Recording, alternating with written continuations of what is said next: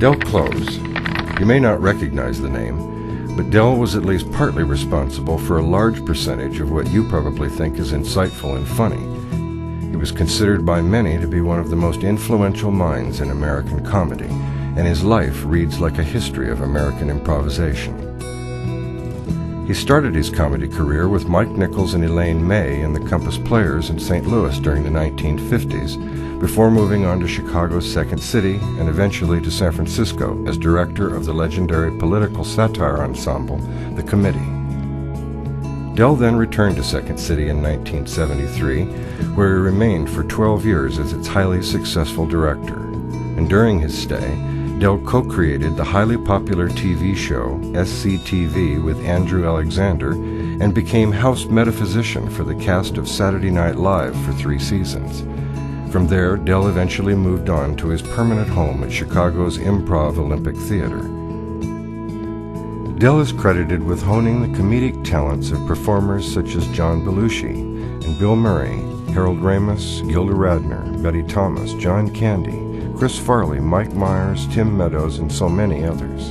In fact, there are very few successful improvisers who have not been influenced by Del's work. Considered by many to be a guru in the art of improvisation, along with Viola Spolin and Paul Sills, Del was indeed one of the titans of improvisational theater, putting it on the map, refining it, and turning it into the acting technique which it has become. Although Del had worked on stage and screen throughout the years, he taught and directed improvisation almost continuously since the 1950s, up to and including the days before his final breath in 1999.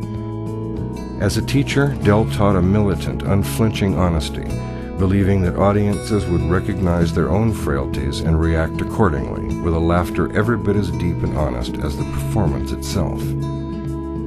By inspiring and influencing the work of many of our past and current generation of performers, Del Close has left and continues to leave his signature on today's comedic world of entertainment. In the Delmonic Interviews, the directors have chosen to initiate a project that documents these influences.